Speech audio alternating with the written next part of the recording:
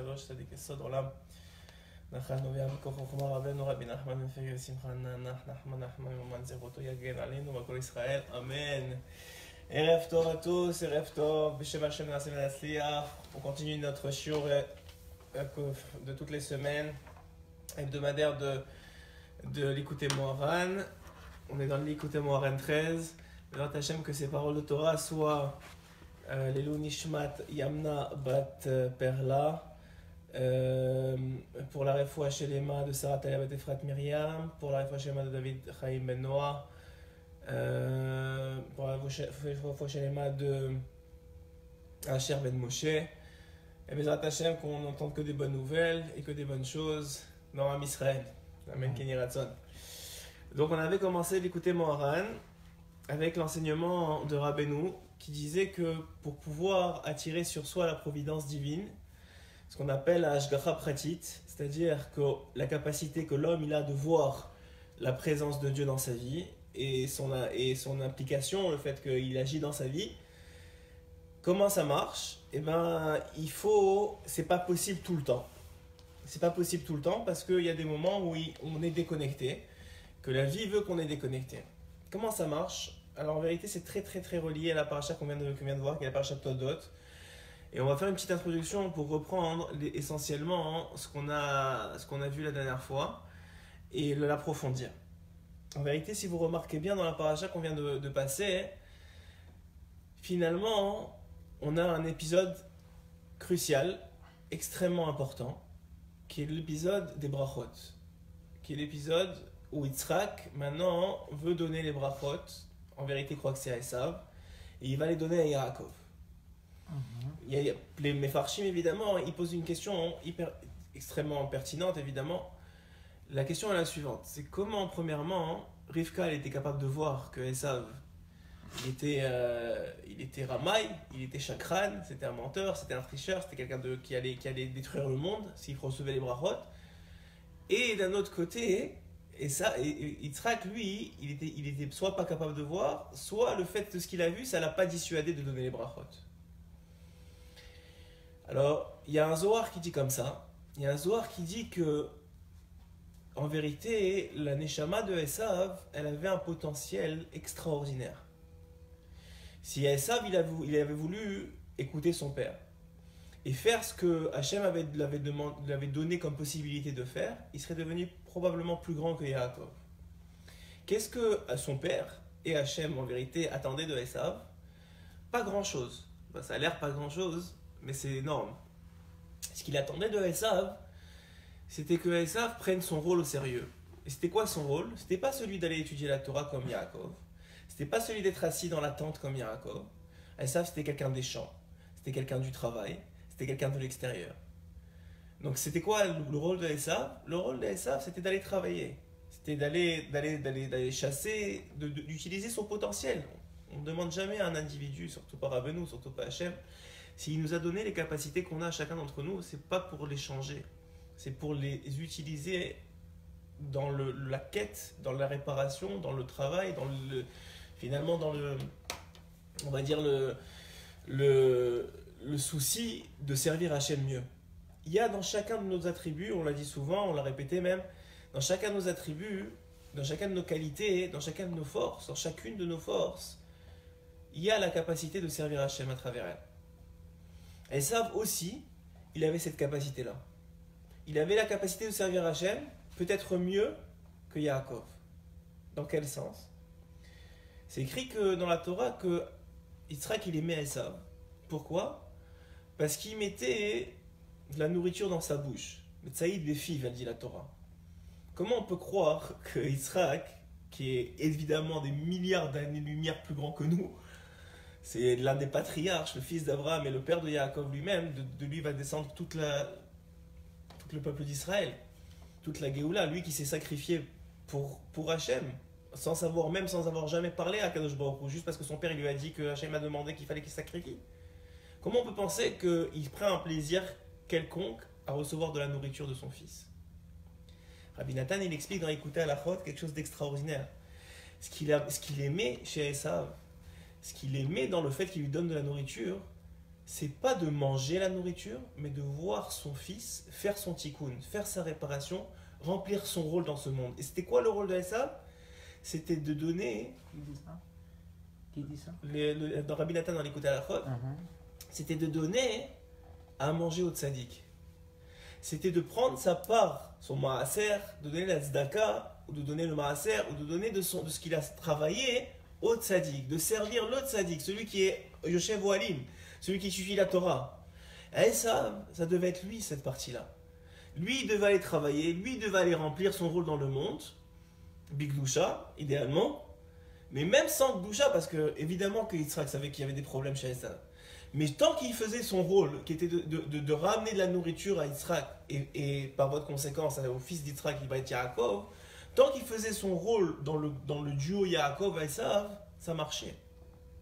Et il méritait les brachot. Parce que finalement, les brachot qu'a reçu Yaakov à la place de Esav, c'est des brachot matériels. C'est des brachot de quoi? De pouvoir s'enrichir, gagner dans ce monde, évoluer. C'est du matériel. Parce que Yaakov, à l'origine, il n'a jamais voulu vraiment. Pourtant, il a compris, Yaakov, qu'il était obligé presque de recevoir ces brachot-là. Pourquoi il était obligé de prendre les brachot? Parce que si Esav avait gardé ces brachot-là, il aurait eu la main mise sur le monde et il l'aurait détruit. Parce que les ta'avot de Esav étaient tellement grandes, il n'a jamais voulu les travailler. Et Rivka, elle a compris ça. Qu'il n'a jamais voulu travailler ces ta'avot, ces désirs de ce monde, ces désirs de matérialité qui l'habitaient. Et donc, Davka, s'il avait reçu les brachot, ça aurait été la fin du monde. Donc quoi? S'il y a des questions, vous me le dites. Donc quoi? On continue.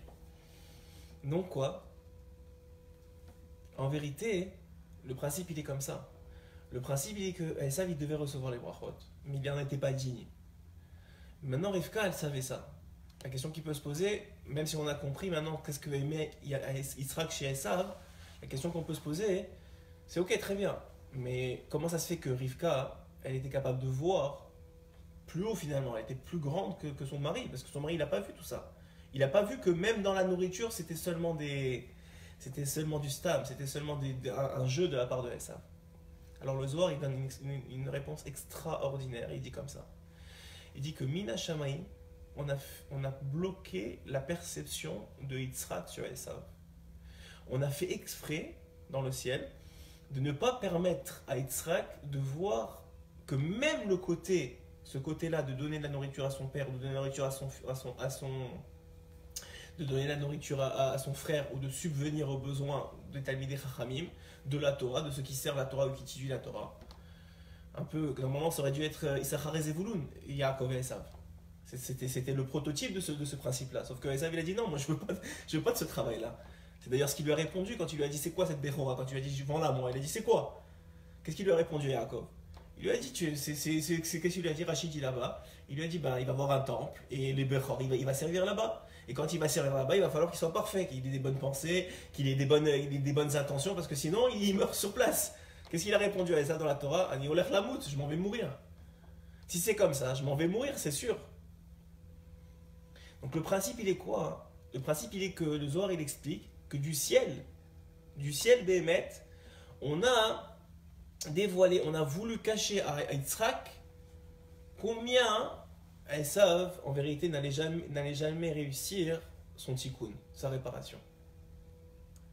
Et alors quoi? Pourquoi on a fait ça? Le Zohar continue et dit comme ça, que la raison pour laquelle on a fait ça, c'est parce que on voulait que Yitzhak donne complètement les brachot de Esav à Yaakov. Et que si jamais Yaakov il s'était présenté à son père et qu'il ne pensait pas que c'était Esav, s'il pensait il avait un doute que c'était Yaakov, il aurait pas pu donner les brachot de matérialité, parce que pour Yitzhak, c'est pas possible que Yaakov s'engage dans la matérialité. C'est pas pour Yaakov de s'engager dans la matérialité. Maintenant, c'est quoi la conséquence que Yaakov il a pris ses brachot? C'est quoi la conséquence? La conséquence, elle est vraie jusqu'à aujourd'hui. C'est quelque chose qui nous touche, nous, chacun d'entre nous, puisque dans chacun d'entre nous, on a du Esav et du Yaakov. Enfin, du Esav, c'est pas vrai. On a pris les brachot en tout cas, puisqu'on est les descendants de Yaakov, on a les brachot de Esav et les brachot de Yaakov, ce qui ne veut pas du tout dire qu'on a Esav et Yaakov en nous. On a les brachot de Esav et on a Yaakov, parce qu'on est les descendants de Yaakov. Ça oui, tu peux dire on a Yaakov en nous, mais on n'a pas Esav en nous. On a les brachot de Esav. Et c'est quoi les brachot de Esav? Écoutez bien. Les brachot de Esav, c'est l'obligation maintenant, à partir du moment où on a reçu les brachot, de faire le tikkun dans le monde de la matérialité. On va faire dans le monde le tikkun de la matérialité. Ça veut dire que maintenant, les béné Israël vont être obligés de sortir travailler dans le monde. À partir du moment où on a reçu les brachot de Esav, on va être obligé d'aller sortir travailler dans le monde. On va être obligé de gagner de l'argent. Obligé de gagner de l'argent. On va être obligé de travailler. On va être obligé de faire tout le tikkun. Pourquoi? Continuons, c'est pas grave. Pourquoi? Simplement pour une simple et bonne raison. C'est que lorsque un juif il va travailler, il faut savoir une chose, qui est d'ailleurs, pourquoi je vous dis tout ça, c'est parce que c'est écrit dans le premier verset de celui côté Moharan. C'est quand un juif va travailler, il faut savoir une chose. Il ne travaille pas pour l'argent, le juif. Le juif ne travaille pas pour l'argent. Alors vous allez me dire, attends, mais je comprends pas, ça vient avec. Ça vient avec justement pour faire seul le juif à travailler. Puisque maintenant Esav ne joue plus son rôle, c'est dans le peuple d'Israël qu'il doit avoir ceux qui travaillent et ceux qui étudient. Et même dans le même personne. Quand toi tu étudies, c'est grâce au fait que tu as travaillé avant. C'est parce que tu as travaillé cette semaine que tu peux étudier le dimanche. C'est parce que tu as ou la journée. C'est parce que tu as cette capacité d'avoir mis les habits de Esav, de te déguiser comme il a fait Yaakov quand il a pris les brachot. C'était quoi la condition pour prendre les brachot? C'est se déguiser en Esav. Quand un homme il est médecin, il met sa blouse, ou qu'il est avocat, il met sa cravate, il se déguise en Esav. Le problème, il est que le juif, il risque d'oublier qu'il doit seulement se déguiser. Et qu'il ne faut absolument pas qu'il devienne un Esav. C'est quoi la différence entre les deux? C'est qu'un Esav, quand il va travailler, il travaille pour l'argent. Il est assoiffé d'argent. Il veut absolument que de l'argent. Donc qu'est-ce qu'il fait? Il travaille, il est prêt à tricher, il est prêt à voler, il est prêt à mentir, il est prêt à prendre les employés des autres, il est prêt à tout ça. Ça c'est Esav. Parce que Esav, il n'a pas de monde à venir. Esav, il n'a pas de futur. Esav, il n'a pas de Dieu. Esav, il ne veut pas de Dieu. Esav, il ne veut pas d'Emouna, il ne veut pas de temple, il ne veut pas de Bechora. Esav, il ne veut pas de monde à venir. Esav, il veut ce monde-ci. Comme il n'a aucune limite, puisque ce monde-ci n'a aucune limite pour lui, il n'y a pas de conscience, il l'a mis à la poubelle, il n'y a pas de rien de tout ça. Donc lui, il n'y a rien qui le limite. Il n'y a rien qui le limite dans la réalisation du travail. Par contre, le juif, c'est complètement différent. Rabbeinu, il dit, tu sais pourquoi le juif va travailler? Pourquoi le juif va travailler? Parce que dans le travail, il y a un bureau. Dans le travail, il y a Hachem. Dans les relations humaines, il y a Hachem. Dans la nourriture, il y a Hachem. Dans les objets inanimés, il y a Hachem. Et qui va aller chercher Hachem dans ces endroits-là? Qui? Maintenant que Esav ne joue plus son rôle. Qui va aller sortir Hachem dans cet endroit-là? Qui va faire qu'une maison de juifs, par exemple, quelqu'un qui s'occupe des ménages, quelqu'un qui est dans une maison de juifs, il va voir la shrina. On sait que la shrina ne repose pas s'il y a de la saleté. Qui va aller sortir la saleté de là-bas?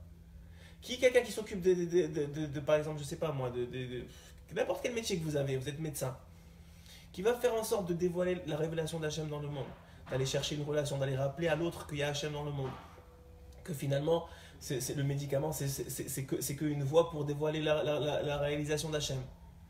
Et tout dans la vie, c'est comme ça. Comment on fait pour réaliser que Hachem, il est là? Comment on fait pour réaliser que Kadosh Baruch Hu, il est là? Comment on fait?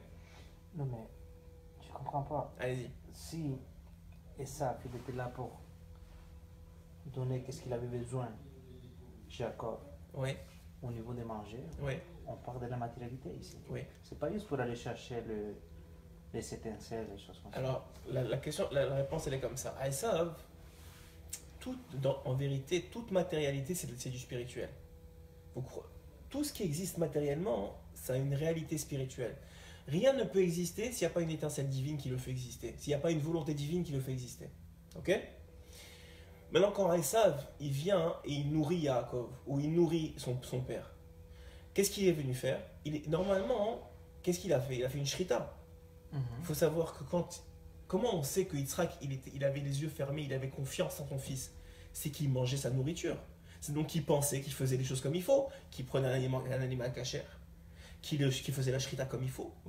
Toi, tu es dans la cache-croûte, tu sais comment ça marche. Tu sais combien d'étapes il faut avant d'évoluer correctement vers un plat qu'on peut manger. C'est pour ça que Rivka, elle n'avait pas confiance en son fils. Et à chaque fois qu'il faisait la shrita, elle envoyait quelqu'un vérifier s'il faisait la shrita correctement. Mais Yitzhak, lui, non, il disait, mon fils, amène-moi à manger. Parce qu'il avait confiance en son fils. Confiance qu'au moins ça, il avait réussi à faire. Mais même ça, il n'avait pas réussi à faire. Mais quand il fait, en vérité, quand il amène la nourriture, c'est pas la nourriture. Qu'est-ce que c'est la nourriture? La nourriture, c'est un potentiel de vie. C'est de la vitalité. Quand tu manges, il faut savoir que Rabbeinu, il dit pour ça pour l'argent, mais c'est vrai aussi pour la nourriture. Quelqu'un qui mange, il doit savoir qu'il ne mange pas il mange pas pour manger. Comme à Esav, lui il mange, il veut juste avaler le glouton. La même chose, le juif c'est pas la même chose qu'un Esav. Le juif, c'est vrai qu'il doit se déguiser en Esav, il prend la fourchette et le couteau, il va manger. Mais il ne mange pas du tout pour les mêmes raisons qu'un Esav. Le juif, un vrai juif, on ne parle pas celui qui maintenant on est tellement assimilé qu'on ne sait plus qui est Esav et qui est Yaakov. Mais dans la réalité des choses, le juif quand il va travailler pour dévoiler Akadosh Baruch Hu. Ça veut dire quoi? Ça veut dire être honnête. Ça veut dire travailler parce qu'il sait que maintenant il va subvenir aux besoins de sa famille. Il va pouvoir étudier plus la Torah en étant tranquille quand il aura payé le loyer, tout ce qu'il a payé. Il pourra donner le maaser pour aider les amis des Chaim à étudier, eux qui ont choisi de pas travailler par exemple. Il travaille Be'emouna. Ça c'est le juif. Il travaille pour dévoiler Hachem. Parce qu'il sait très bien le juif, quand il a une Emouna complète, que comme la Gemara le dit, la Parnassa, elle est donnée de Rosh Hashanah à Rosh Hashanah. Donc il n'y a pas besoin d'aller travailler. Donc pourquoi tu vas travailler? Tu vas travailler parce que Hachem, il t'a obligé à travailler. Pourquoi il t'a obligé à travailler? Parce qu'il a fait en sorte que la Parnassa sort du travail. Mais en vérité, la Parnassa et le travail, ça n'a rien à voir. Ça n'a rien à voir. Le conduit de la Parnassa et le conduit du travail, c'est deux conduits d'Irabénou complètement différents. C'est juste que pour te forcer à aller travailler, Hachem, il a fait passer la Parnassa par là-bas. Mais la Parnassa, ça n'a rien à voir, il va te la donner anyway. Alors pourquoi tu travailles? Parce que là-bas, il y a des birourim à faire. Là-bas, il y a une séparation, il y a aller chercher la Nitzotso de Gdusha. Un peu comme quand on est descendu en Égypte. Pourquoi on est descendu en Égypte? Parce qu'il y avait des Nitzotso de Gdusha à les récupérer. On devait aller chercher des Nitzotso de Gdusha. Alors vous allez me dire, ah oui, mais c'est parce qu'il y avait de la famine, alors il fallait manger, c'est pour ça qu'on est descendu. Ça, c'est la pointe de l'iceberg, ce que tu vois. Mais ce que tu vois pas, c'est que Hachem, il a fait tout le système de la famine, et tout le problème, et tout Yosef qui est descendu en Égypte. Pourquoi? Juste pour que nous, on aille chercher des Nitzotso de Gdusha. Donc c'est la même chose dans le travail. Le travail, c'est une source de parnassa seulement parce que le juif, il est obligé d'aller chercher les Nitzotso de chacun dans le travail. La même chose pour la nourriture. Un juif, il doit comprendre, il doit savoir, même s'il n'y arrive pas tout le temps, mais il doit savoir qu'il mange pas pour manger, pas parce que c'est bon. Il mange parce qu'il y a des nitzos de loucha dans la nourriture. Il élève les étincelles divines quand il mange. Il fait un birour. Comment il fait un birour? Quand il fait la bracha comme il faut. Quand il pense, quand il mange doucement. Quand il pense à Hachem quand il mange. Quand il étudie, quand il regarde un livre de Torah ou qu'il parle de Torah pour la table. Tout ça, ça élève la nourriture. C'est ça qui fait que le juif, il est différent de Esav. C'est ça qui fait que quoi? Mais ça, la partie en tout cas du travail et de la parnassa et de l'argent, ça ne devait pas être pour Yaakov. Béhémet, ça devait être pour Esav. Et Béhémet, si Esav il avait joué son rôle, tout le monde aurait été content. Parce que Yaakov, il n'en veut pas de cette lourdeur d'aller travailler dans le monde. Il n'en veut pas. Lui, ce qu'il veut, c'est rester étudier. Celui qui connaît la Torah, qui a goûté à ce que c'est étudier la Torah, s'il avait un chèque qui venait tous les mois, du même montant que d'aller travailler, qu'est-ce qu'il préférait? Il préférait être assis et étudier. Mais évidemment. Quoi, et tu sais qu'il a le même montant que si tu vas travailler, te casser la tête et faire attention au gazelle, au vol et au ton dibour et à faire attention à qu'est-ce que tu dis pas. Faire attention. C'est un casse-tête monumental quand tu veux être juif dans le travail.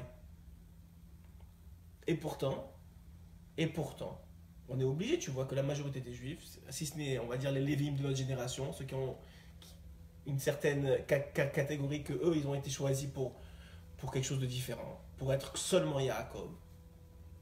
Mais la plupart, on est obligé de se déguiser en Esav. Et ce déguisement-là, hein, il est nécessaire. C'est un travail, c'est une avoda. Et c'est une avoda qui est plus difficile que celle de Yaakov. C'est une avoda qui est plus difficile que celle de Yaakov. Pourquoi? Parce que le voilement d'Hachem dans le travail, dans le quotidien, en dehors du Beth Midrash, il est beaucoup plus grand. Donc plus la stara elle est grande, plus quand tu te dévoiles, comme il dit Rabbeinu, plus tu es loin, plus quelqu'un qui fait tchouva, plus il est loin, plus c'est un grand Kiddush Hashem. Pourquoi? Parce que tu n'es pas censé connaître Hashem si tu es tellement loin que ça. Donc toi tu vas travailler à ton Tombouctou et tu vas découvrir Hashem et tu vas dire ce gars-là, il m'a pas volé, il m'a pas triché, il a été honnête avec moi, comment ça se fait? Ah, il a une kippa sur la tête, il est juif. Ah, c'est pour ça? Tout de suite, tu viens de dévoiler Hashem dans le monde d'une façon extraordinaire. Et bien sûr qu'il faut être les deux. Et bien sûr que même celui qui travaille, il est obligé d'avoir un ancrage dans la Torah. C'est bien sûr qu'il doit être aussi Yaakov, parce que sinon il ne saura même pas comment ne pas devenir Esav et rester déguisé. Parce qu'il faut comprendre une chose, c'est que le déguisement, Yaakov, à la fin de la journée, il avait seulement le déguisement de Esav. Mais Kol Yaakov, sa voix, elle a toujours resté celle de Yaakov. Son Baruch Hashem dans ses mots, la façon dont il parlait à son père avec respect, ça a toujours été le même. Il n'a jamais changé. L'intériorité des choses, tu peux changer l'habit. Mais Yaakov, son intériorité, le juif, son intériorité, elle doit rester la même. Le problème, il est, quand Yaakov, il n'a plus de Torah. Il n'a plus cette base de Torah, donc de Yaakov. Et, et au bout d'un moment, au lieu de se déguiser en Esav, il devient Esav. C'est-à-dire quoi? Il va travailler pour l'argent. Parce qu'il croit que c'est ça qui lui ramène la parnassa. Il est prêt à tricher ou à mentir. Et ça, c'est du Yetzirah. Tout le monde peut tomber. Il mange pour manger. Il est Tavat Niour. Toutes les Tavot du monde, les femmes, la même chose. Même dans le monde entier, c'est comme ça. Il dit Rabbi Nathan dans l'écoute à la faute, je vais vous lire l'écoute à la faute, avant de continuer dans l'écoute à Moara, il dit comme ça. Kol Zman, Ve'aken, Kibel Yaakov Abchorot Mitzrak Daika. Et c'est pour ça que Yaakov, il a reçu la Bechora, donc les brachot, donc les bénédictions de Yitzhak vraiment. Qui Yaakov Zacha Alidé Avodato Leamtik Gvurato Yitzhak. Parce que Yaakov, il a réussi à adoucir les Gvurot. Comment on dit les Gvurot? Les Gvurot d'Yitzhak, c'est le din. Yitzhak, c'était quelqu'un de dur, de rigoureux. Les rigueurs, voilà. Les Gvurot, c'est les rigueurs d'Yitzhak. רק שקיבל משם דייקה את הברכות שהם בחינת התעלות נפש על הגוף. Parce qu'en vérité, les brachot, qu'est-ce que ça fait?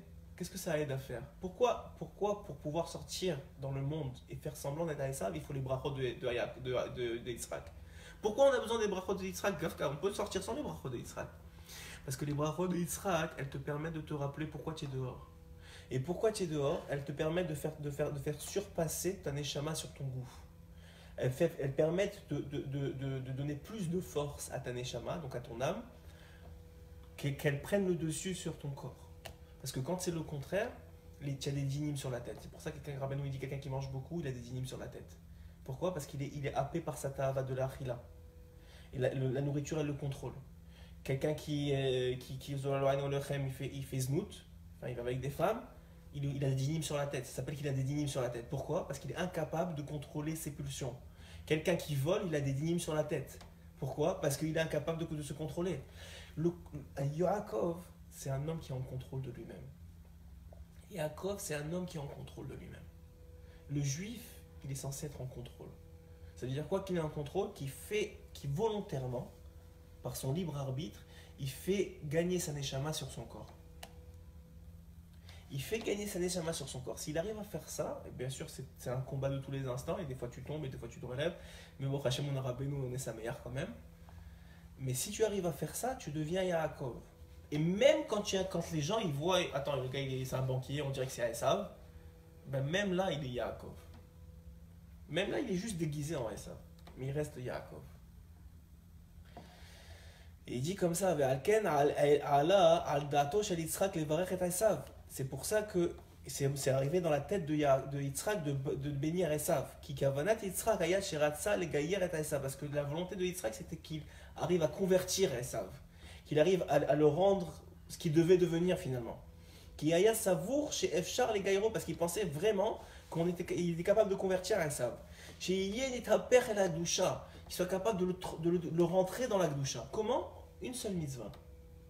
Une seule mitzvah. Si à Esav, il avait fait la mitzvah de Tzedaka, ou de Maaser, le Tzedaka c'est plus général, c'est-à-dire qu'il avait donné de ce qu'il gagnait à Yitzhak, vraiment, ou à Yaakov, s'il était prêt à faire ça, ça l'aurait happé dans la Gdusha. C'est pour ça que quelqu'un qui n'arrive pas à étudier, qui n'a pas le temps d'étudier, etc., s'il est capable de subvenir aux besoins d'un Talmid Chacham, ou d'aider un kollel ou un Talmid Chacham en particulier à grandir en Torah et à pouvoir étudier lui sans souci, il est happé par la Gdusha de la Torah de ce Talmid Chacham. Elle l'attire et il est inclus dedans. Malgré, il dit ici, malgré que ça c'est un rachat dans tous les autres domaines, juste il avait fait cette mitzvah là, ça l'aurait happé dans la Gdusha. Il aurait pu être converti. Il aurait pu avoir un héros de tchouva de ça. Il aurait pu vouloir faire tchouva juste de ça. Des fois, on voit des gens, ils reviennent à la tchouva, on ne sait pas pourquoi. Des fois, c'est le srutavot, des fois, c'est le mérite des pères qui ont prié, qui prient encore aujourd'hui pour que leurs enfants fassent tchouva. Mais des fois, c'est une mitzvah. Et une des mitzvahs les plus belles pour avoir envie de faire tchouva, pour avoir le mérite de faire tchouva, c'est la mitzvah de Tzedaka. C'est ce qu'il dit ici, c'est pour ça que là on va rejoindre le Likutei Moharan 13. C'est exactement ce qu'il dit ici, que la mitzvah de Tzedaka, elle annule les dinim. Pourquoi elle annule la rigueur de Dieu? Elle annule la rigueur de Dieu, j'ai envie de dire, presque l'énervement de Dieu. Il parle de Charon Af, Rabbeinu.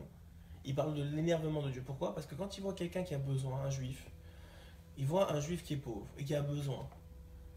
Et lui, Hachem, il a donné pour tout le monde entier. Il nourrit même les abeilles. Il nourrit même ce que tu veux. Comment il voit un juif que lui, il n'a pas de quoi manger?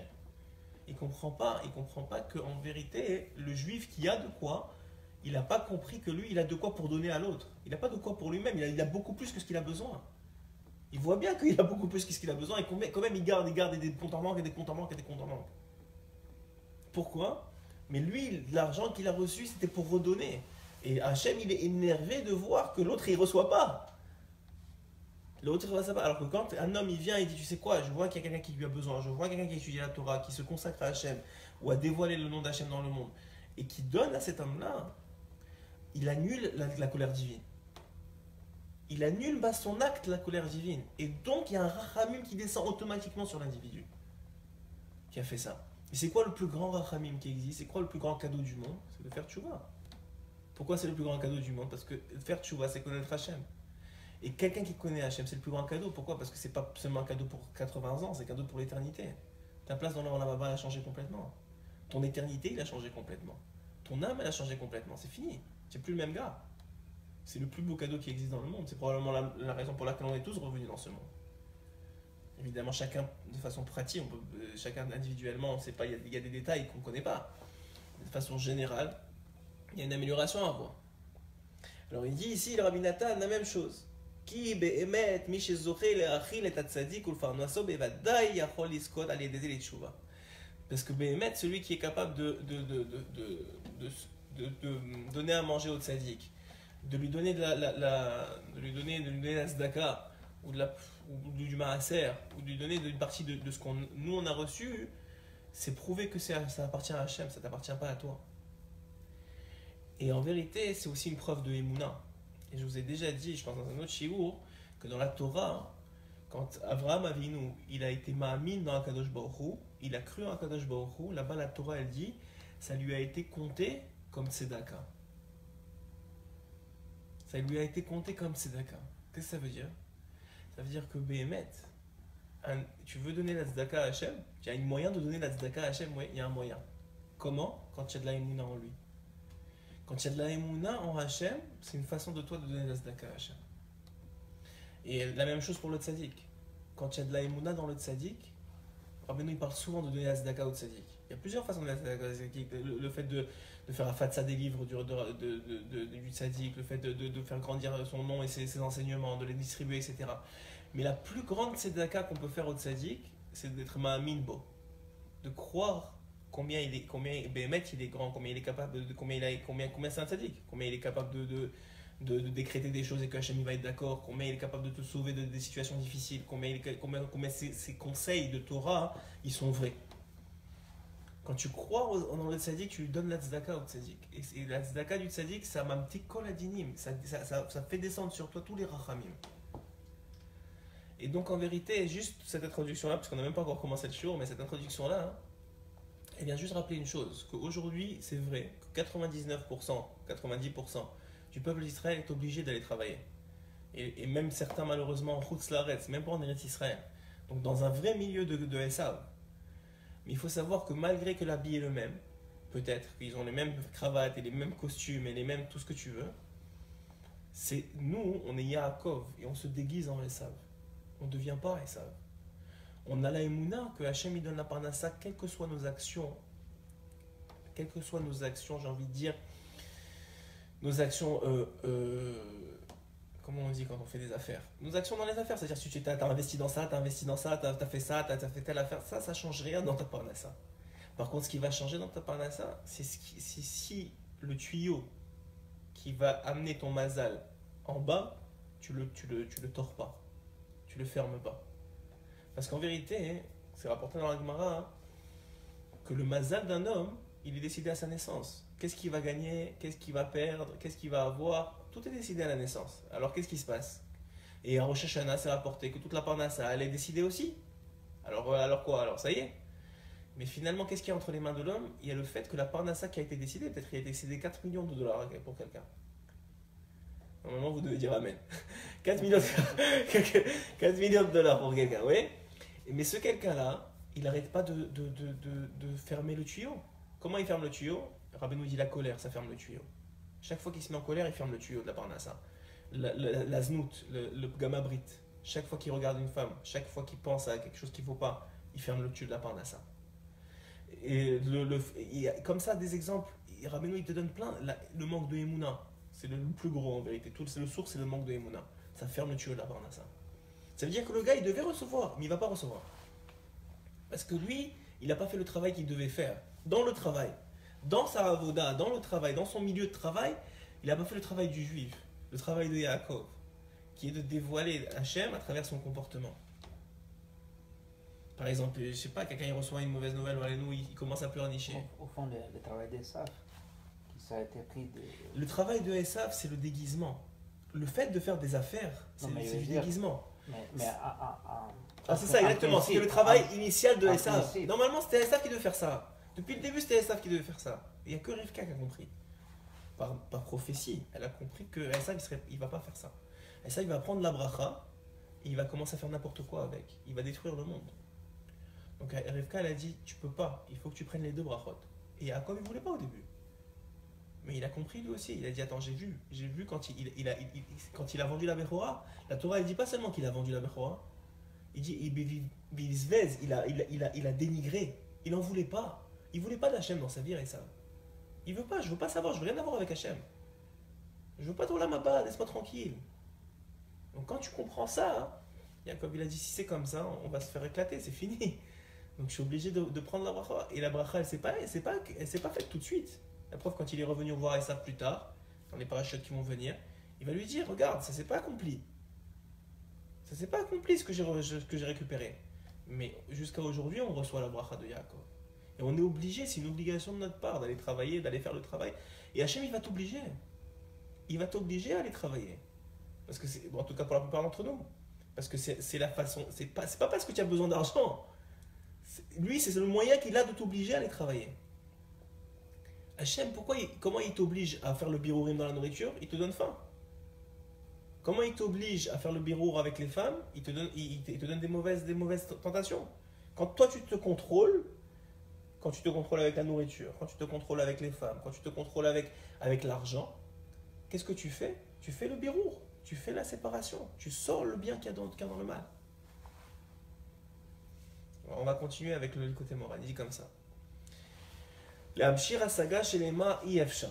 Le fait d'attirer complètement la providence divine, c'est pas possible. Et là, mais il y a une façon d'y arriver, c'est quand il arrive à se déconnecter de la passion de l'argent. Il faut savoir que l'argent, c'est une avoda zara aujourd'hui. L'argent, parce que ça fait beaucoup de bien aussi, et parce que ça permet beaucoup de choses, c'est rendu une avoda zara. Heureusement pas chez Yaakov, mais chez Esav, il y a certains qui sont prêts à tuer, qui sont prêts à mourir, qui sont prêts à ce que tu veux, à toutes les bassesses du monde pour en récupérer de l'argent. Pourtant, à la fin de la journée, c'est qu'un papier. C'est un papier qui te donne un pouvoir. Ce pouvoir-là, c'est de la avoda zara. D'ailleurs, Rabbeinu il rapporte dans ce même Likutei Moharan que quand Mashiach il va venir, ça va être la première avoda zara qui va être jetée à la poubelle. La première avoda zara qui va être détruite, c'est celle de l'argent. Pourquoi? Parce que Mashiach il va apprendre à l'homme à être heureux avec ce qu'il a. Rabbeinu il dit, tu sais ce qu'il va faire apprendre Mashiach? Plusieurs choses, mais une des choses, tu vas être heureux avec ce que tu as. Donc tu n'auras plus besoin de totalement d'argent, tout le temps de rechercher l'argent pour l'argent. Parce que le problème de Esav, c'est pas, encore une fois, le problème de Esav, c'est pas de vouloir de l'argent, parce que l'argent, Hachem il a demandé d'en amener pour faire le Beth Amikdash. Hachem il demande qu'il y ait des birourim, il faut acheter de la nourriture, donc il faut des birourim dans la nourriture, il faut faire des choses.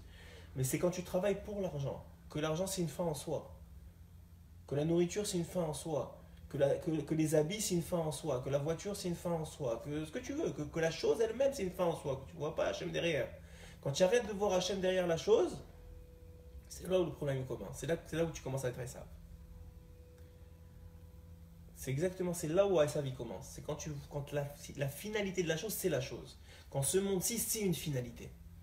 Chez Yaakov, ça n'a jamais été une finalité ce monde-ci. C'est le monde futur la finalité. C'est pas ce monde-ci c'est un moyen, c'est seulement un moyen, c'est pas une finalité. Dès que tu oublies la finalité, tu te concentres sur la finalité de ce monde-ci, c'est Esav. Il dit comme ça, qui ita bazoar, rucha nachest, les shaker chamima de liba vekach nachet rucha, liba mekabeleh bechedva de niguna de levae. Le Zohar il enseigne comme ça. Rabbeinu il rapporte Rabbi Shimon Bar Yochai. Et il dit comme ça, qu'il y a un rouar qui descend pour soulager la brûlure du cœur. J'avais expliqué déjà dans le premier shiur qu'on a fait sur ce Likutei Moharan, que quand un homme il a la tava de l'argent par exemple, on va prendre l'exemple de l'argent, il a la tava de l'argent, c'est extrêmement difficile pour lui de donner la tzlaga. Pourquoi? Parce qu'il considère qu'il a travaillé pour, qu'il s'est tué pour, et que ça lui donne du pouvoir. Et il ne veut pas se départir de ce pouvoir-là, parce qu'il ne voit pas Hachem dans l'histoire. Il ne voit pas que c'est Hachem qui lui a donné la parnassa, que c'est lui qui lui a donné ça pour pouvoir redistribuer. Il ne voit pas tout ça. Il voit juste l'argent. Les tzadikim à l'époque, Rabbi Chaim Pinto, ou le Baal Shem Tov, il y a une histoire sur le Baal Shem Tov, parce qu'on est dimanche. Samedi soir, on a une ségoula des histoires de Baal Shem Tov, mais c'est bien de raconter toujours. Le Baal Shem Tov, il y a une histoire comme ça qui rapporte que le Baal Shem Tov à Kadosh, il avait l'habitude, comme Rabbi Chaim Pinto, comme d'autres tzadikim plus tard, de ne pas avoir aucun argent sur lui le soir. Il finissait l'argent qu'il avait de la journée, il le distribuait. Il avait un chamash qui disait voilà, ce qui me reste, tu distribues aux pauvres. Il ne voulait pas, il restait avec rien. Il n'y avait pas de compte en banque, il n'y avait pas de matelas d'argent sous le lit, pas rien du tout. Il n'y avait rien. Le Baal Shem Tov, il voulait absolument ne rien avoir. Pourquoi? Parce qu'il avait découvert que ça empêchait sa dvekout avec Kadosh Baruch Hu. Le fait d'avoir des économies, ça empêchait son lien avec Hachem.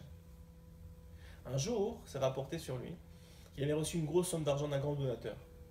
Et il voulait trouver une grande mitzvah pour pouvoir donner cet argent-là, pour pouvoir le distribuer. Donc il a demandé à son shamash, trouve-moi une mitzvah qui vaut la peine qu'on distribue cet argent-là. Et sa femme, elle a écouté la discussion, elle a dit à son shamash, écoute, moi je suis une mitzvah, ça va me permettre de ne plus avoir de dettes. T'imagines, le Baal Shem Tov, il était obligé d'emprunter pour pouvoir acheter. J'ai pu avoir de dettes, d'acheter ce que je veux, de meubler la maison. Et elle a dit la femme du Baal Shem Tov, elle a dit à son élève, voilà, donne-moi l'argent, c'est de la tzedaka, il n'y a pas de problème. Le soir même, le Baal Shem Tov, il n'arrive pas à connecter comme d'habitude avec Akadosh Baruch Hu. Et il n'arrive pas, il est comme empêché. Et là, il réveille sa femme dans la nuit. Il dit, dis-moi quelque chose. Est-ce que c'est toi qui as pris la tzedaka? Elle lui dit oui. Il lui dit, donne-moi ça tout de suite. Il réveille son chômage dans la nuit, il dit, va distribuer l'argent. Pourquoi? Parce que ça l'empêchait sa dvekout. Alors on n'est pas au niveau du Baal Shem Tov. Tout le monde a besoin d'un certain coussin, hein, j'imagine, dans sa tête, parce qu'on n'a pas la émouna du Baal Shem Tov non plus. Mais il faut comprendre que ça c'est Yaakov. Le Baal Shem Tov, c'est Yaakov. Le Baal Shem Tov, c'est celui qui avait compris. Les tzadikim, ils ont compris que l'argent, Hachem, s'il te l'a donné aujourd'hui, il peut te le donner demain. Et celui d'aujourd'hui, il va servir pour quelqu'un d'autre. Il avait cette capacité-là incroyable. Il dit comme ça, qui ita bazoar. Donc le Zohar, il dit que quand un homme il veut faire la tzedaka ou il veut faire une action, la klipa, donc l'écorce qui l'emprisonne, elle l'empêche de faire l'action. Parce qu'il n'est pas habitué à faire l'action. Par quel mérite maintenant il va donner la tzedaka? Il n'a pas l'habitude de donner la tzedaka. Il n'a jamais donné la tzedaka de sa vie. Par quel mérite lui maintenant il va donner la tzedaka? Il dit un roi il descend. Alors maintenant lui il se bat, il dit non, j'ai appris, j'ai compris, j'ai la émouna, j'ai appris, j'étais à un chiour, je sais que maintenant, ma délivrance, elle passe par la tzedaka. C'est pas seulement le fait que la tzedaka, elle va aider quelqu'un d'autre, que il a créé un ange en faisant ça, comment on appelle ça, le défendre au Olam Haba. C'est que le fait d'avoir donné, c'est ça sa délivrance. Parce qu'en faisant ça, il vient de sortir de lui le Esav. Il vient de sortir de lui l'amour de l'argent. Il vient de sortir de lui la dépendance qu'il a de l'argent. En se retenant de manger, non seulement tu as fait un kiddush Hashem et tu as rendu ta table à Misbéach et tu as réussi à offrir à Hashem, tu t'es créé un ange, mais le fait même que tu t'es retenu, c'est ça qui t'a changé, c'est ça ta délivrance. C'est ça notre délivrance. Le fait d'avoir baissé les yeux alors qu'il y avait une femme qui passait, qui n'était pas habillée avec tsniout, c'est ça la délivrance même de l'homme, en plus de l'ange qu'il a créé. C'est ça même sa délivrance. Pourquoi? Parce qu'il dit le Zohar, au moment où il fait ça, il y a un rouach, il y a un esprit divin qui descend sur lui pour soulager de la douleur, parce qu'il a mal maintenant, ça fait mal. Ce qu'il vient de faire, ça fait mal. Tu le vois, quand les gens ils commencent à faire des régimes, ça fait mal au début. C'est vrai, ça fait mal. Mais après ça, au bout d'un moment, il se sent mieux. Pourquoi il se sent mieux? Le Zohar, il dit parce qu'il y a un rouach d'Hachem qui descend sur lui. Hachem, il a du rachamim. Grâce à son action, grâce à sa volonté, grâce à sa prise de conscience, Hachem, il a du rachamim sur la personne, il envoie un rouach de lui. Un rouach, c'est un souffle divin. Une partie d'Hachem, on va dire. Comme il a créé l'homme avec un souffle divin, la même chose. Et quand ce rouach, ce vent, il descend, alors le cœur de l'homme, il est apaisé et la klipa, elle s'efface. Il dit Rucha zebechinat tzedaka. Le rouach, ça correspond à la tzedaka, à la charité. Chez Ruach Nediva, c'est un rouach de générosité. Aliado mekarerin chamimut ta'avat mamon. Grâce au fait qu'il y a ce rouach là, il s'éloigne de la passion de l'argent. Vezebechinat yifsor ruach negidim. Et grâce à ça, c'est l'aspect qui est écrit dans Tehilim, il diminue le rouach des princes, l'esprit des princes. Sharuach mema'et ta'avat anegidut. Parce que ce rouach, il diminue le désir avide de grandeur et de richesse. Encore une fois, tu peux être riche, comme l'a été Rabbi Yehuda Nassi, comme l'ont été Ravashi par exemple dans la Gemara. C'était des richards énormes. Moshe Rabbeinu, il a été riche, énormément, il était vraiment très très riche. Mais il n'avait pas la ta'ava, il n'avait pas le désir avide d'argent. Il avait l'argent. Mais Rabbi Yehuda Nassi, il a créé une ville qui s'appelle Yavne, il a récupéré tous les sages de son époque, il les a nourris, et logés et blanchis pendant des années, et comme ça ils ont accompli la Mishnah. Ça, l'argent, il a dit à la fin de sa vie, tu peux vérifier, chaque doigt de mes mains n'a pas profité de mon argent. Il a été donné complètement. Donc le problème, il n'est pas l'argent. Encore une fois, ce que va détruire le Mashiach, c'est pas l'argent, c'est la avoda zara de l'argent. C'est le désir avide de l'argent. Mais l'argent en tant que tel, il n'y a pas de problème. Ça peut servir à plein de bonnes choses. Le problème, il est comment tu le traites, ta relation avec la chose. Le problème, il est dans la relation. Quelle relation tu as avec la matérialité? Neguna de Levae. Il dit ça correspond au chant des Lévis. Zebechilad masa ou matan bemuna. Quand un homme, il fait son business avec Emouna, chez sa meilleure bechelko, c'est quoi faire ça? Regarde la définition de Rabbeinu. Regardez la définition de Rabbeinu. C'est quoi faire masa ou matan? C'est quoi faire du business bemuna avec foi? C'est quand tu es heureux de ton sort. Tu es heureux de ce qui t'arrive.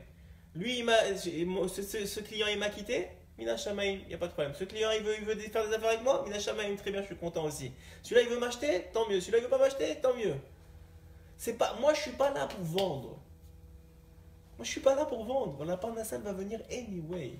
Elle va venir de toute façon. Et j'ai la Emouna. Je suis Be'emouna. Sa meilleure Bechelko. Je suis heureux à la fin de la journée. J'ai été honnête. Je n'ai pas menti à personne. Je n'ai pas triché personne. C'est ça que je devais faire aujourd'hui. C'est ça mon vrai travail. C'est pour ça que je suis allé au travail aujourd'hui. C'est pas pour aller faire de l'argent. C'est pour ça que le juif il va au travail. Il faut pas se tromper. C'est pas pour aller faire de l'argent. Esav, il va pour faire de l'argent. Le juif, il va pas pour faire de l'argent. Parce que le juif, ça lui revient l'argent. Il fait des mitzvot. Les mitzvot, elles attirent l'argent avec eux. Si tu dois acheter un étrog, tu as besoin d'argent pour le faire. Si tu as besoin de mettre tes enfants à l'école, tu as besoin d'argent. Pourquoi tu l'as pas? C'est parce que tu as fermé le puits. Tu as fermé le conduit. À part aussi sans ton mazal. Il y a deux raisons. Soit c'est vraiment ton mazal. Il y a des gens qui sont nés dans un mazal difficile. Il y a un sage dans la Gemara qui dit à Hachem, qui était un sage énorme en Gemara. Dans la Gemara, c'est rapporté sur lui que le monde, il se nourrissait grâce à lui. Et lui, il n'avait pas de quoi manger. Il a dit à Hachem, je ne comprends pas. Comme ça, tu me fais, j'en peux plus. Je ne peux même pas donner à manger à mes enfants, ni à ma femme, ni rien. Je peux pas. Comment je peux pas continuer comme ça? Il parlait avec Hachem comme ça, paix à paix. Et Hachem, il lui a répondu, il a dit, écoute, si tu veux, je suis prêt à refaire le monde complètement. Je suis prêt à recréer le monde. Et peut-être, avec la nouvelle configuration, tu naîtras sous un meilleur mazal. Alors il a dit, vraiment? Il faut que tu recrées le monde complet pour que j'ai un meilleur mazal. Il a dit, bon, dis-moi, est-ce que j'ai plus ou moins de temps à vivre que ce que j'ai déjà vécu? Il a dit, non, tu as vécu la majorité de ta vie. Il a dit, ok, c'est bon, je vais tenir bon jusqu'à la fin. Pour te dire qu'il avait compris quoi? Il avait compris que maintenant, c'était pas. Il y a des gens comme ça qui sont nés sous un mazal difficile. Mais c'est pas la majorité.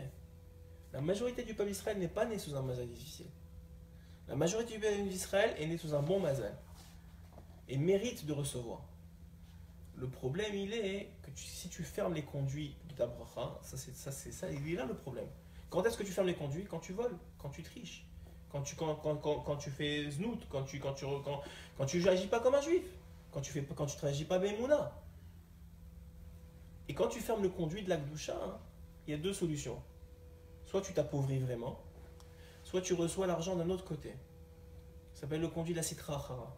Et à ce moment-là, cet argent-là, c'est plus une bracha. C'est une klala. Ça veut dire qu'il va t'apporter que des problèmes, que des soucis, que des histoires, que des marloquettes, que des disputes. Cet argent-là, il va te tuer. Même tes enfants, ils voudront te tuer pour cet argent-là. Même tes enfants, ils te manqueront de respect à cause de cet argent-là. Même ta femme, elle te manquera de respect à cause de cet argent-là. Même ta femme, elle voudra te divorcer à cause de cet argent-là.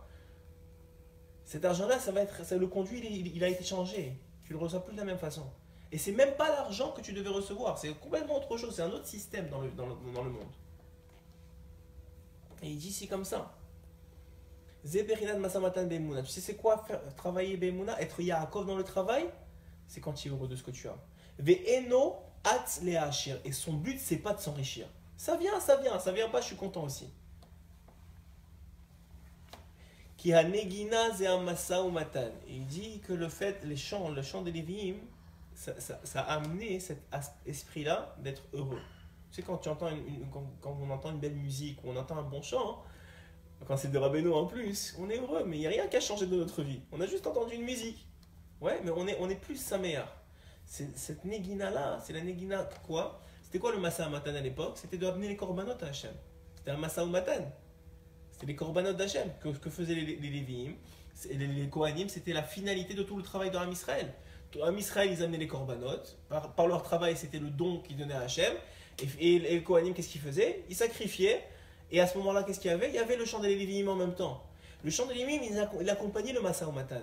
Le chant des Lévi'im, il accompagnait le travail. C'est quoi le chant des Lévi'im? C'est la Emouna que tu as. Quand tu travailles Be'emouna et que tu es heureux de ce que tu as. C'est ça qui accompagne ton travail. Mais si tu fais ça, tu es toujours malheureux. Tu vois toujours ce qui ne va pas. Tu es toujours en train de chercher comment je peux faire plus d'argent parce que ça ne te suffit pas. C'est pas un problème de chercher comment faire plus d'argent. Mais quand tu veux juste faire plus et que tu ne réalises pas combien tu as dans les mains, ça devient plus. C'est plus une bracha. Et c'est ce qu'ils disent, c'est où Zimra ou Mutov. Chedvaz et sa mère Bechelko. Quelqu'un qui est joyeux, c'est quelqu'un qui est heureux de son sort. Comme c'est écrit dans la Mishnah. C'est écrit dans la Mishnah. Vezé, c'est une Mishnah Meforeshet. Vezé, Bechinat Ketoret. Et c'est aussi l'aspect de l'encens qu'on a porté au Beth Amikdash ou qu'on fait aujourd'hui. Aujourd'hui, il faut savoir que les Ketoret qu'on lit le matin et qu'on lit même l'après-midi, avant Mitra, c'est une ségoula pour la parnassa, ça c'est connu. Mais ce que savent moins les gens, ce que dévoile ici Rabbeinu, c'est que c'est une ségoula pour être joyeux, pour réjouir son cœur. Pourquoi?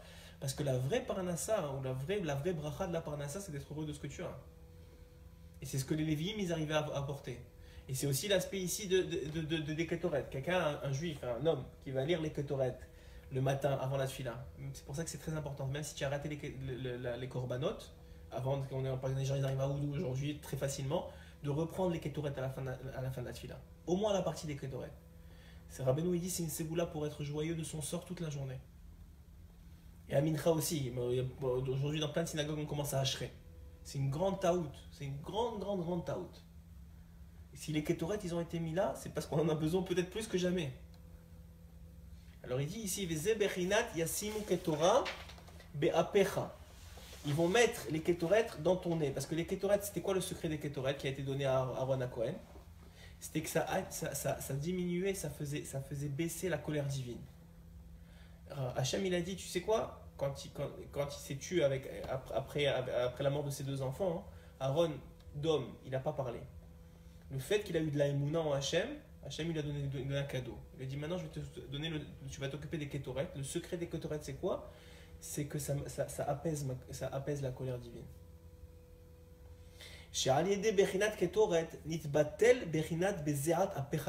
Grâce au Ketoret, s'annule la malédiction de tu mangeras ton pain à la sueur de ton front.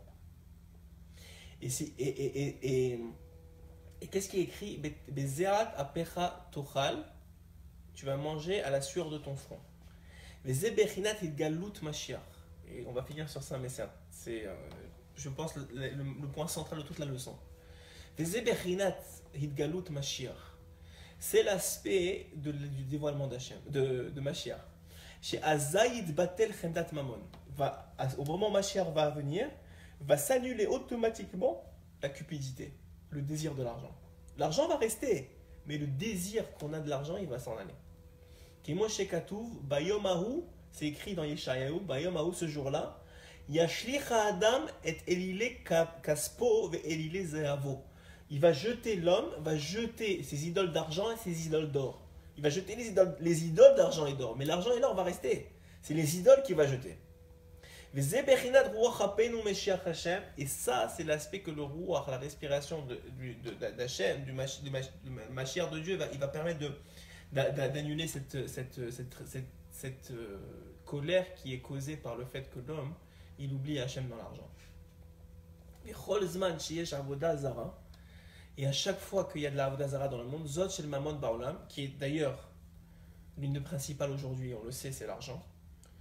Charon Af Baolam. Il faut savoir que ça crée de la colère divine. Orfi Habitul Shel Avodah Zara. Et en fonction de combien tu travailles sur l'annulation, et en particulier dans la tzedaka c'est la meilleure façon d'annuler, comme il a dit, puisque ça amène sur toi, c'est la meilleure façon d'annuler la tavat de l'argent. C'est la tzedaka. Quand quelqu'un il fait la tzedaka, comme si dit Rabbeinu que la avoda de la tzedaka, c'est pas ce que tu as besoin, ce que tu donnes. C'est pas une avoda. La tzedaka, quand par exemple tu vois quelqu'un qui arrive parce qu'il a besoin, un pauvre, et tu lui donnes, ça s'appelle pas la avoda de la tzedaka. Ça s'appelle la pitié. Tu vois un pauvre, tu dis bon, tiens, je vais donner. Mais quand tu donnes plus que ce que tu avais prévu de donner, quand ça fait mal, dit Rabbeinu, là c'est de la avoda de la tzedaka. Même $1 de plus, même un euro de plus, même un shekel de plus. Mais ça fait mal, ce shekel il fait mal. Il dit ce shekel là, c'est lui la avoda de la tzedaka. Parce que c'est lui qui fait que tu changes grâce à la tzedaka. C'est lui qui va faire que maintenant ta clipa du mammon, la clipa de l'argent, du désir de l'argent, elle va s'affaiblir en toi. C'est quand ça fait mal. Quand tu te travailles, ça fait mal. Quand tu as envie de manger et que tu dis j'ai mangé, j'ai encore envie, mais non, j'arrête. C'est là où la avoda elle est. C'est là où la clipa elle se casse. Mais quelqu'un qui dit tu sais quoi, je vais jeûner. Rabbeinu il dit ça ne gêne pas. Tu casses pas la avoda. Parce que tu sais ce qui va arriver quand tu vas jeûner. Quand tu vas arrêter de jeûner, tu vas faire comme le ramadan des autres là. Tu vas te goinfrer. Pas pour critiquer le ramadan, mais juste pour vous dire. Qu'est-ce qui se passe si je jeûne toute la journée et le soir, c'est des repas de folie. Ça ne peut pas travailler sur la tabatachila ça. Le but, c'est comme dit le Rambam, que tu manges, mais tu te retiens. Mais tu contrôles la nourriture. C'est pas que tu es dans l'extrême. Le juif, je vous l'ai dit plein de fois, le juif, c'est pas l'extrême, c'est le milieu. Le milieu, c'est tu fais la chose, tu vas travailler, mais tu travailles be'emouna. Tu manges, mais tu manges en contrôle. Tu sors dans la rue, tu parles à des femmes. Tu parles, je veux dire, dans le travail ou dans les pas comme ça. Mais tu fais attention à qu'est-ce que tu regardes. Tu fais attention à comment tu parles. Tu fais attention que tu rigoles pas n'importe comment. Avec quelqu'un qui n'est pas ta femme. Ça s'appelle le juif. C'est ça la avoda du juif dans le monde. C'est ça la avoda du juif dans le monde. C'est pas de se couper du monde. C'est pas de devenir un bédouin ou un bouddhiste. C'est pas ça le juif. Le juif, il est obligé de faire Yaakov. Avant Yaakov, il était censé être dans sa tente, c'est tout, rien à faire d'autre. Mais depuis qu'il a pris la bracha de Esav, il a pris sur lui le joug de la bracha de Esav. Parce que la bracha, en vérité, c'est un joug. C'est une obligation qui s'est prise sur la tête. On s'est pris tous sur la tête. Et cette obligation, c'est quoi? C'est que maintenant, on est obligé de faire face à la matérialité de ce monde et de sortir la divinité de cette matérialité. Et comment tu fais? Lorsque tu te contrôles. Parce que quand tu te contrôles, c'est la preuve que tu fais passer ton âme avant ton corps. Et donc les éléments qui sont en contact avec toi, l'âme des éléments, elle est attirée par ton âme. Parce que maintenant, elle est au-dessus de ton corps. C'est comme ça, c'est ce que dit le Roi Chaim Akadosh. Lorsqu'il est dans la paracha qui parle quand les Béné Israël devaient sortir en guerre, et qu'ils voyaient une femme Goya. Et qu'une femme Goya, il était attiré par lui. Et la Torah, elle dit, il a le droit de la prendre, de la raser, de lui laisser les ongles longs pendant un mois, et après ça, de vérifier s'il veut encore toujours la convertir et la marier. Et là-bas, la Torah, elle demande, pourquoi est-ce qu'on a le droit de faire ça? C'est une Goya, sauf, dis aux Juifs, il n'a pas le droit de la prendre, c'est tout. Et Rachid dit là-bas, parce que de toute façon, il va la prendre. Alors, on lui a permis. Alors, le Roi Chaim Akadosh, il pose une question, une bombe de questions. Il dit, attends, depuis quand on a vu que parce que le Juif, il va transgresser, on lui permet? Quoi? C'est parce que maintenant je vais allumer la lumière alors maintenant il n'y a plus de Shabbat? Ça fait pas de sens. Il dit le Roi Chaim, une réponse qui rentre exactement dans ce qu'on vient de dire maintenant. Il dit le Roi Chaim Akadosh qu'en vérité, le juif, pourquoi il est attiré? Pourquoi il va quand même le faire? Pas parce qu'il est attiré par la femme, à l'époque c'était Sadikim, c'était tous des Yaakov. Pas parce qu'il est attiré par la femme. Parce que dans la femme, il y a une étincelle de divinité qui s'appelle l'étincelle juive. Elle a une partie de son âme qui est juive. Et il est attiré par ça. Il est tellement attiré par ça qu'il va quand même le faire. Il est tellement attiré par le besoin qu'il a un certain besoin financier qu'il va aller travailler. Il est tellement attiré par la nourriture qu'il ne peut pas arrêter de manger. Mais quand lui, il va sortir, il va prendre cette femme-là, il va la raser, il va faire tout le birour, il va se contrôler de ne pas aller avec elle.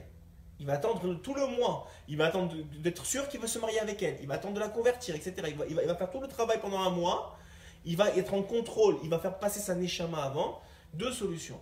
Soit la partie de la neshama, la partie divine, on va dire, juive, qu'il y a dans cette femme-là, elle est petite, et à ce moment-là, juste le fait d'avoir fait tout ce travail-là, il va récupérer, son âme va attirer la partie divine, elle va englober, elle va manger la partie d'étincelle divine qu'il y a dans la femme. Soit vraiment la femme, la partie divine et la partie étincelle de juive de la femme, elle est très très très grande, c'est le principe des convertis. Elle est très grande et c'est pas suffisant. Et il va être obligé de la convertir parce que Béhémet, en vérité, elle est juive. Parce que la majorité de elle est juive. Et Hachem, il a caché en elle une partie d'étincelle juive. Comme il a caché dans le Maasé de Lot avec sa belle-fille, le Mashiach. Dans l'inceste entre Lot et sa belle-fille, il y a le Mashiach. Dans Aïssa, pourquoi la tête de Aïssa, elle est dans Martha Marpella? Moi, j'étais zoché d'être à Martha Marpella la semaine dernière. C'est au caveau des patriarches, chez Abraham, Israël, Gdoucha. On voit qu'il y a une tellement grande doucha et on n'a pas le droit d'y aller librement. On ne peut pas rentrer chez Yitzhak. Tout est fermé. Le peuple juif n'a même pas le droit d'y aller. C'est très difficile d'y aller. Et là-bas, la tête de Esav, elle est. Vous connaissez la Torah qui dit que le fils de Dan, il est venu, il a tranché la tête de Esav. Elle a roulé jusqu'à Kavan Marpella. Et personne n'est parti la chercher. Jusqu'à aujourd'hui, il y a la tête de Esav. Comment il a pu mériter? Parce que dans Esav, il y avait du bien. Il y avait une âme divine, il y avait du juif. Rabbi Meir va venir de Esav, Rabbi Akiva va venir de Esav. Tous ces descendants de convertis. Shema et Aftalion vont venir de Esav. C'est des descendants de convertis tous. Mais pourquoi? Parce qu'il il a appris la Torah Esav. C'est le fils de Yitzhak. Il y avait du bien. Le problème, c'est que le mal était trop important. C'était trop. Donc qu'est-ce qu'il fallait? Il fallait récupérer les brachot. Et à fur et à mesure des générations, récupérer les étincelles de Esav à travers les convertis qui vont venir dans chaque génération. C'est des étincelles de Esav que eux, ils ont pris le bien, la partie divine de Esav. La partie de sa neshama qui était bonne. Mais tout le reste, c'est fini. Et c'est vrai dans tout. Le juif, c'est ça son rôle. C'est pas de travailler pour l'argent. L'argent, il est là seulement parce que Hachem veut l'obliger à travailler. Pourquoi il veut l'obliger à travailler? Parce que c'est sa façon à lui de lui dire j'ai besoin que tu ailles chercher les coups vote. J'ai besoin que tu ailles chercher le travail qu'il y a là-bas. Il y a du travail à faire, mais le travail, c'est pas celui qu'on croit. On doit se déguiser dans le travail qu'on croit pour aller chercher le vrai travail du juif. Et c'est vrai dans toute la avoda du juif, dans toute sa vie, c'est comme ça. Chaque fois qu'il il fait preuve de son libre arbitre, il fait passer sa neshama dans son corps, il vient de donner, il vient d'attirer, il vient d'avaler des étincelles divines. Des fois, on ne sait pas pourquoi on habite dans un certain pays. On voudrait bien habiter en Eretz Israël. On ne sait pas pourquoi on se retrouve là. Mais le travail, il n'a pas encore été fini. Il y a des étincelles divines à aller chercher. La Gemara, elle dit que Hachem, il donne à l'homme l'amour de sa ville, de son endroit où il vit. Quand il vit en Chutz La'aretz, évidemment. Parce que c'est impossible d'aimer Chutz La'aretz sinon. Quand tu connais la grandeur d'Eretz Israël, la beauté d'Eretz Israël, c'est impossible d'aimer Chutz La'aretz. Pourquoi l'individu se sent bien là-bas? Pas parce qu'il doit rester là-bas. C'est parce qu'il a un travail à faire. Donc Hachem, il lui dit, ok, je t'ai demandé de faire un travail, au moins je te fais sentir bien. Tu as l'impression de te sentir bien, mais pour l'instant, je ne suis pas prêt à aller en Israël. Je me sens bien ici. Je travaille, j'ai de l'argent, j'ai des amis, j'ai des familles, j'ai une communauté. Mais pourquoi tout ça? Tout ça, en vérité, c'est parce que tu as du travail. C'est le travail du juif. Tu as des étincelles à récupérer. Mais en vérité, aujourd'hui, selon la majorité des dérotes, le Rabbi Lubavitch le rapporte aussi, on n'est plus dans cette bechina-là. Les étincelles, ils ont été récupérées. Maintenant, on est dans la préparation du Mashiach. Et la préparation du Mashiach, c'est sa meilleure bechelko, c'est faire le travail du juif. Mais en vérité, lui, il va finir. Il s'agit maintenant de faire les actions, de monter en Eretz Israël, de respecter la Torah et les mitzvot, de faire ce qu'il y a à faire. Et cette Torah-là, c'est une Torah de vie, c'est une Torah de vérité. La Torah de Rabbeinu, c'est la Torah de notre génération. S'il nous dit que le travail il est encore là, c'est qu'il est encore là à faire. C'est que le Haron Af, la colère divine, elle doit être atténuée. C'est que par les actions de l'homme, par le contrôle, c'est difficile à dire même pour chacun d'entre nous, sachez-le. Mais il y a une seule solution. Et la solution, elle est comme ça. Ne croyez pas que ça avait l'air d'un chiron un peu dur, mais en vérité, c'est pas du tout dur. Parce que Behemet, la seule façon d'être en contrôle, c'est d'avoir de la simcha et d'avoir de la emuna. Le contrôle, c'est pas Yitzhak, c'est pas le din. Au contraire, la seule façon d'avoir les forces de se contrôler, c'est quand tu es sa meilleure, quand tu reçois la vitalité, le plaisir de la nourriture à travers la Torah, à travers ta relation avec Hachem, à travers ta relation avec le tzaddik ou avec tes amis. Quand tu reçois le plaisir, comment on va dire ça là, le sentiment de plaisir et de contentement à travers la voie de la Gdusha, tu as la force de ne plus chercher ça dans la matérialité et de faire grâce à la Gdusha le travail sur la matérialité. Qu'on soit zoré de faire ce travail-là correctement et qu'on soit zoré de finir le travail et que ma chère vienne, Amen, très bientôt.